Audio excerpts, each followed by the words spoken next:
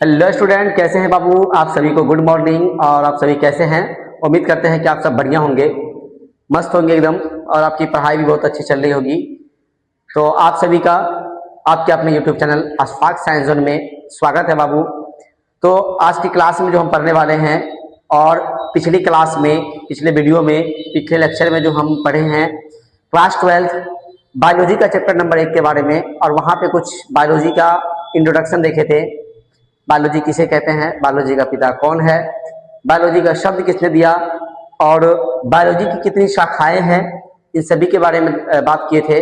और साथ साथ चैप्टर में हम जनन के बारे में समझे थे कि जनन किसे कहते हैं, जनन किस तरह से होता है, और उसके बाद हम जीवन अवधि के बारे में देखे थे, लाइफ स्पैन के बारे में। तो आज उसी पॉइंट को आगे पढ़ेंगे हम। जनन कितने प्रकार से होता है, जनन के प्रकार कौन कौन से हैं, इन सभी को देखेंगे बाबू। तो आज हम चलते हैं जनन के प्रकार पे, है ना। तो सबसे पहले आपको देखा यहाँ पे पता याद रखना पड़ेगा बाबू कि जनन के प्रकार, जनन के प्रकार। तो आप सभी को पता है बाबू कि जनन जो होता है, जनन के प्रकार में हम अगर देख ले तो जनन 2 प्रकार से होता है। कितना प्रकार होता है जनन का? 2 प्रकार। पहला होता है बाबू अलैंगिक जनन, अलैंगिक जनन, और दूसरा होता है लैंगिक जनन, लैंगिक जनन। इस प्रकार से जनन के 2 प्रकार हैं, लैंगिक, अलैंगिक और लैंगिक। बाबू अलैंगिक को हम लोग इंग्लिश में बोलते हैं असेक्सुअल रिप्रोडक्शन, असेक्सुअल रिप्रोडक्शन, ठीक है। लैंगिक जो होता है, लैंगिक को हम लोग कहते हैं सेक्सुअल रिप्रोडक्शन, सेक्सुअल रिप्रोडक्शन। इस प्रकार से जनन को हम ये समझे थे कि जनन जो होता है, जो जीव अपने समान संतति को उत्पन्न करेगा और अपने समान संतति उत्पन्न करता है, वो प्रक्रिया जनन कहलाती है। तो जनन में 2 टाइप से होता है, किसी जीव में अलैंगिक जन्म होता है और कुछ जीव में लैंगिक होता है, ठीक है। तो सबसे पहले हम इस दोनों का अगर हम अंतर समझ लेंगे तो हमारा परिभाषा आसान हो जाएगा, ठीक है ना। तो अंतर को हम पढ़ते हैं। सबसे पहले अगर हम बात कर ले अलैंगिक में, तो अलैंगिक में याद रखिएगा, इसमें केवल एक जनक की आवश्यकता होती है। इसमें केवल एक जनक की आवश्यकता होती है। एक जनक की क्या होती है? आवश्यकता होती है। और लैंगिक में क्या होता है बाबू? एक जनक की आवश्यकता होती है। लेकिन अगर हम इसी प्रकार से अगर लैंगिक की बात कर ले, तो लैंगिक में याद रखना है आप सभी को कि इसमें 2 जनक की आवश्यकता होती है, जनक की आवश्यकता होती है, आवश्यकता होती है। अच्छा, वो 2 जनक मतलब क्या? अगर हम बात कर ले जनक का, तो जनक क्या होगा? एक मेल होगा और दूसरा क्या होगा? फीमेल होगा, ठीक है ना। मतलब एक नर होता है और एक मादा होता है। ये चीज आप सभी स्टूडेंट याद रखेंगे। पहला अंतर आप समझ गए होंगे। दूसरा अगर हम बात कर ले, है ना, कि अलैंगिक जनन में जो होता है, अलैंगिक जनन में युग्मक का निर्माण नहीं होता है। अलैंगिक जनन में क्या होता है बाबू? हम लिख सकते हैं इसको कि इसमें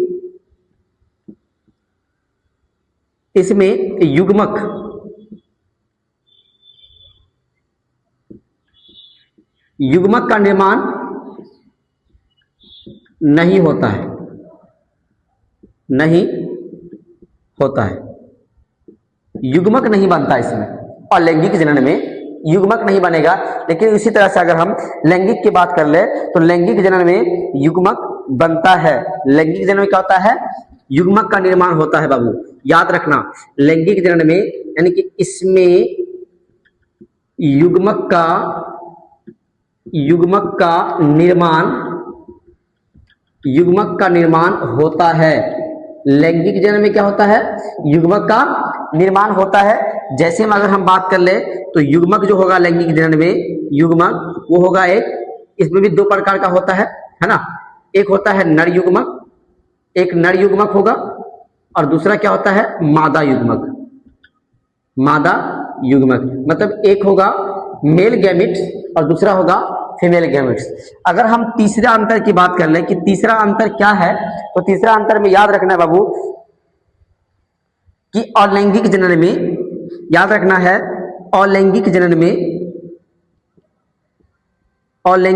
में निषेचन की आवश्यकता नहीं होती। निषेचन की आवश्यकता नहीं होती, आवश्यकता नहीं होती है, नहीं होती है। अलैंगिक जनन में निषेचन की आवश्यकता नहीं होती है। लेकिन अगर हम बात कर ले लैंगिक की, तो बाबू आपको याद रखना है कि लैंगिक जनन में निषेचन होता है ना। लैंगिक जनन में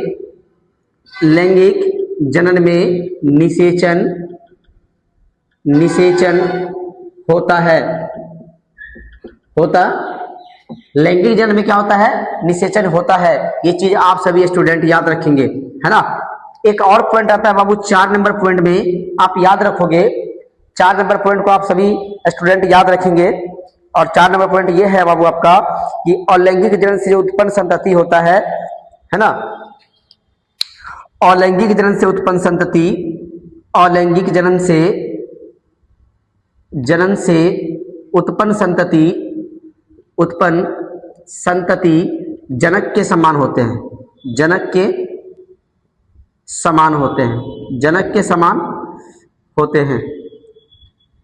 जनक के समान ये बोला कि अलैंगिक जनन से जो संतति उत्पन्न होता है वो अपने जनक के हुबहू होते हैं, मतलब अपने पेरेंट्स के समान होते हैं। लेकिन इसमें कंडीशन है बाबू, कंडीशन आपको दो याद रखना पड़ेगा।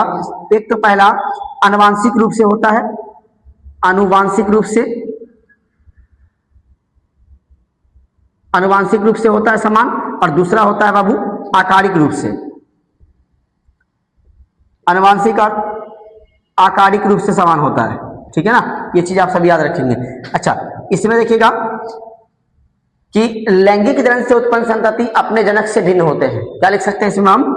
लैंगिक जनन से उत्पन्न संतति, लैंगिक जनन से उत्पन्न संतति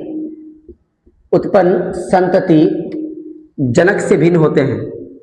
जनक से भिन्न होते हैं, भिन्न होते हैं। ये बात आप सभी स्टूडेंट लैंगिक और अलैंगिक के बारे में जरूर याद रखेंगे बाबू। इस तरह से हम, अगर हम बात कर ले, है ना, अगर हम यहां पर देख ले कि अलैंगिक जनन में तो इसमें एक जनक की आवश्यकता होती है, लेकिन लैंगिक की बात कर ले तो इसमें दो जनकों की आवश्यकता होती है ना। पहला मेल और फीमेल आवश्यक है इसमें बाबू। दूसरा पॉइंट है इसमें कि इसमें युग्मक का निर्माण नहीं होता। और लैंगिक जनन जो होता है इसमें युग्मक का निर्माण नहीं होता है, लेकिन लैंगिक जनन में युग्मक का निर्माण होता है, युग्मक का निर्माण होता है।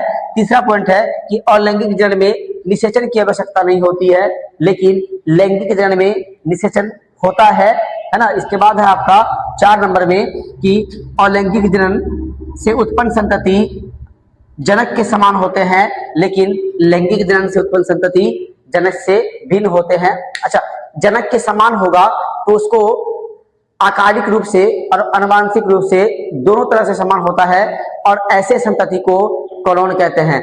कहने का मतलब है कि अलैंगिक जनन द्वारा उत्पन्न संतति अपने जनक के हुबहू होते हैं, है ना, यानी कि आनुवांशिक रूप से और आकारिक रूप से, उसे बाबू कॉलोन कहते हैं। इस प्रकार से हम देख सकते हैं। और हमको अगर बात कर ले कि बताइए कि अलैंगिक जनन किसे कहते हैं, अलैंगिक जनन क्या है, तो आप सभी स्टूडेंट इसका परिभाषा इस प्रकार से दे सकते हैं कि जनन की वैसी विधि, है ना, हम कह सकते हैं आसान भाषा में कि जनन की वैसी विधि जिसमें दो विपरीत लिंगों का संलयन नहीं होता है।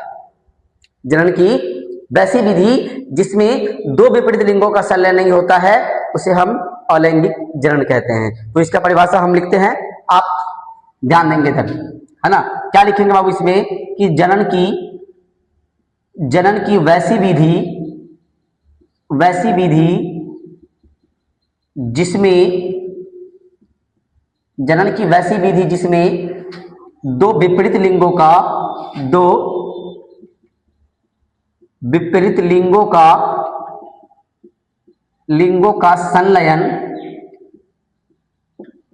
संलयन नहीं होता है उसे अलैंगिक